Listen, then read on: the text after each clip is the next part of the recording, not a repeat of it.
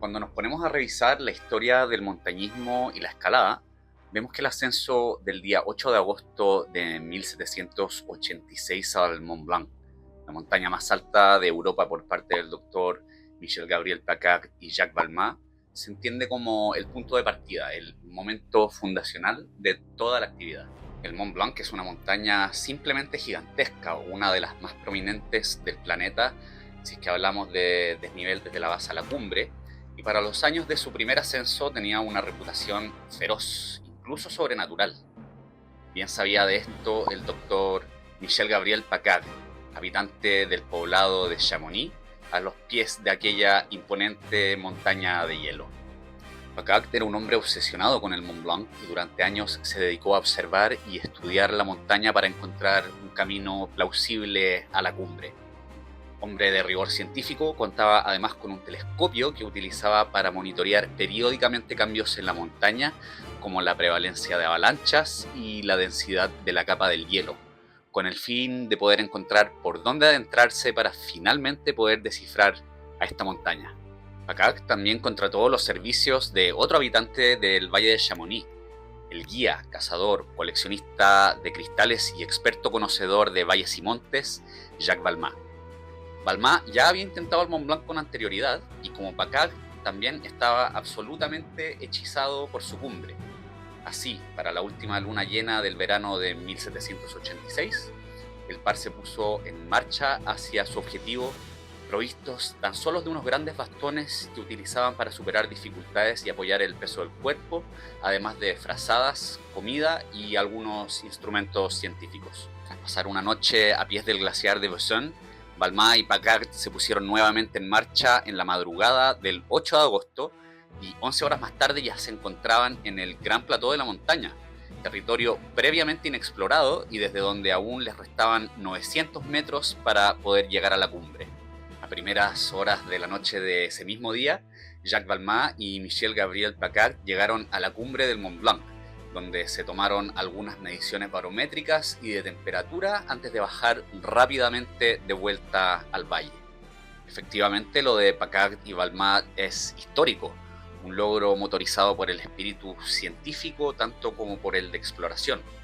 Simbólicamente, este ascenso logró desmitificar la montaña conceptualmente en Europa al menos, y desde entonces la actividad montañera comenzó a tomar en aquel continente vuelo y forma. Según la elocuente pluma de don Evelio Echevarría, el historiador y cronista de los Andes de Sudamérica por excelencia, en su obra seminal Chile Andinista, su historia,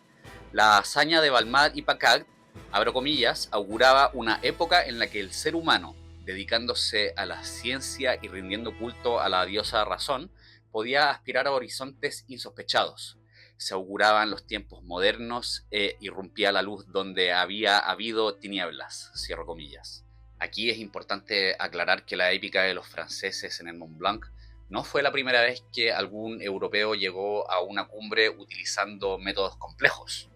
En el vertiginoso año de 1492, el rey Carlos VII de Francia ordenó a sus tropas escalar el espectacular Mont Inaccesible como forma de entrenamiento para el asedio de castillos. El Mont Inaccesible es una verdadera fortaleza natural, una torre de piedra caliza de 300 metros de verticalidad pura, donde la leyenda local habla de ángeles en sus laderas, custodios celosos de una cumbre que por entonces era mágica. A través del uso de cuerdas, ganchos de agarre y escaleras, y a través de una habilidad experta para encontrar un camino plausible, el ingeniero militar Antoine de Ville lideró la partida de 10 hombres que llegó por primera vez a la meseta somital del Inaccesible, donde encontraron un prado lleno de pájaros, flores e incluso unas cabras. Así, y como bien señala el escalador y autor John Middendorf, el primer ascenso documentado a una montaña utilizando técnicas complejas del montañismo tuvo lugar mucho antes de que se convirtiera en una actividad recreacional como la conocemos hoy. Y aunque el ímpetu detrás del empeño de Deville fue del orden político y militar, da cuenta de un valiente despliegue de proeza vertical. Pero la verdad de todo es que esta es tan solo una parte de la historia, tal vez la más cómoda. Porque si hablamos de los primeros ascensos a las grandes alturas del planeta, por sobre los 6.000 metros, donde el aire comienza a escasear y el frío azota sin piedad, vemos que estos tuvieron lugar no en Europa o en Asia, sino que en las remotas cordilleras de América del Sur. Cualquier habitante de o persona que haya estado en Santiago de Chile podrá reconocer la figura inefable del Cerro El Plomo, la cumbre más alta que es visible prácticamente desde todo el Valle Central, donde se emplaza la ciudad. Hoy en día el Cerro El Plomo es de las montañas más populares entre quienes hacen montañismo en Chile, viendo un volumen de actividad considerable, sobre todo durante los meses de verano. Pero en tiempos precolombinos, el plomo cumplía un rol esencial en la cosmovisión andina, convirtiéndose en el primer centro ceremonial de altura encontrado en cualquier lugar del planeta. Corría el año 1954 cuando el arriero y gran conocedor de valles cordilleranos, don Guillermo Chacón, que ya había ascendido el Cerro El Plomo varias veces, incluso encontrando cerca de su cumbre tesoros en la forma de figuritas antropomorfas, en su mente rondaba el rumor que se difundió al menos desde comienzos del siglo XX de que cerca de la cumbre del Plomo había un tesoro aún más grande, más increíble que cualquiera encontrado hasta el momento. Ese mismo año, 1954, don Guillermo guió una de sus últimas salidas al Cerro El Plomo, con la intención expresa de llegar a un punto muy cerca de la cumbre donde él había visto antes unas ruinas. La avanzada edad de don Guillermo impidió que éste pudiese llegar al lugar de las ruinas. Sin embargo, sus acompañantes Gerardo Ríos y su sobrino Jaime Ríos hicieron frente a las inclemencias propias de la alta montaña y llegaron al punto indicado por don Guillermo exitosamente. Allí, a una altura de alrededor de 5.100 metros sobre el mar, Gerardo y Jaime Ríos se pusieron manos a la obra, cavando un hoyo de 1 metro de profundidad en el lugar de las ruinas, y lo que encontraron sin duda corresponde a uno de los mayores descubrimientos arqueológicos de todos los tiempos. Según narra Ángel Cabeza Monteira en El sacrificio humano en la cordillera de los Andes, el santuario inca Cerro El Plomo, al cavar 1 metro bajo la base de una de las ruinas que allí existen, encontraron enterrado el cuerpo de un niño. Estaba sentado en el suelo con los brazos enlazados en torno a sus piernas y su cabeza reposaba sobre el hombro y brazo derechos. Antes de morir, cubrió sus piernas con su corta túnica, tratando de protegerse del intenso frío milenario. Sus ojos estaban cerrados y parecía que dormía plácidamente. Finalmente, la momia fue entregada por una suma de dinero al Museo de Historia Natural, cuyas investigaciones determinaron que el cadáver pertenecía a un niño de alrededor de los 8 años de edad. El niño fue enterrado vestido con ropajes tejidos de la más fina lana de alpaca y llama, joyería de plata y un tocado de plumas. Nunca y en ninguna parte se había encontrado algo como el niño del Cerro El Plomo. Hasta ese entonces, era la momia encontrada a mayor altura en todo el mundo, y con su descubrimiento se desató una verdadera fiebre por la arqueología de altura. En un caso distinto, el día martes 8 de enero del año 1985, los sandinistas Alberto y Franco Pisolón,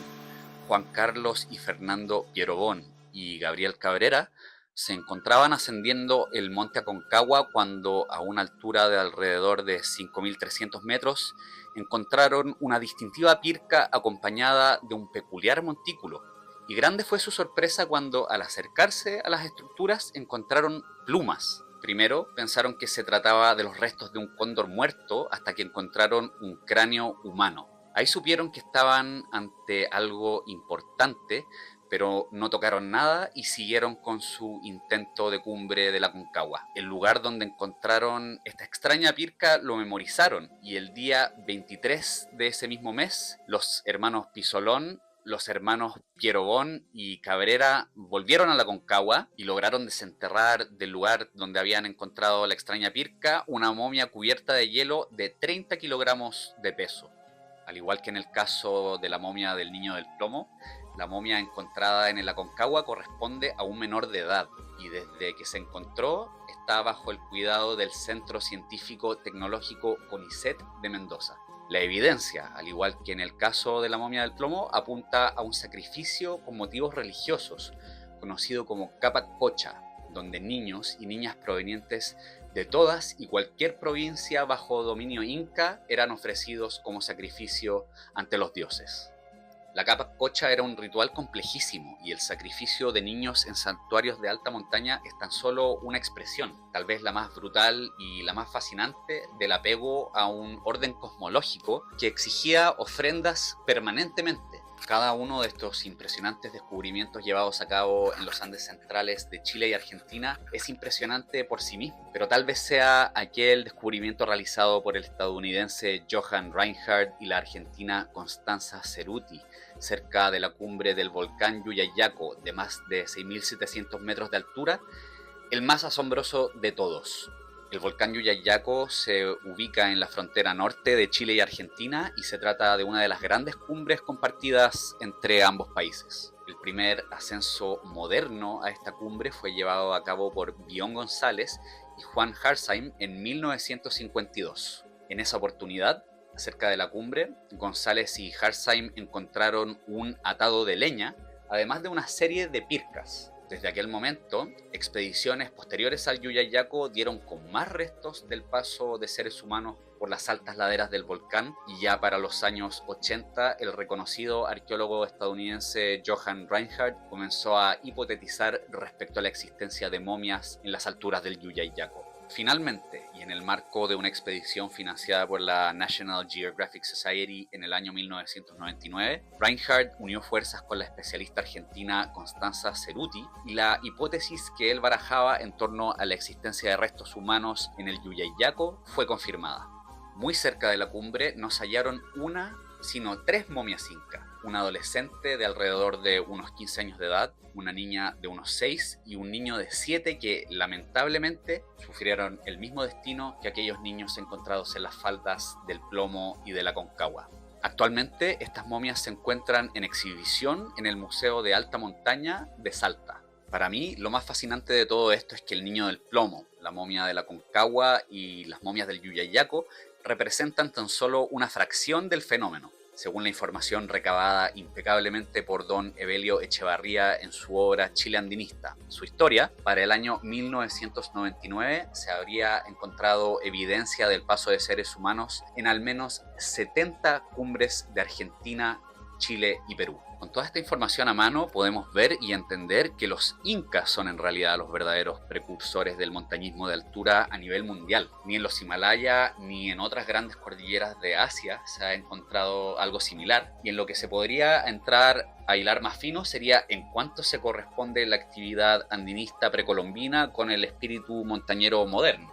Tal vez ambas actividades se corresponden poco en espíritu, o tal vez se corresponden muchísimo, pero eso es material de otro video y por el momento no ahondaremos en eso. Lo único que puedo concluir es que con una visión eternamente eurocentrista,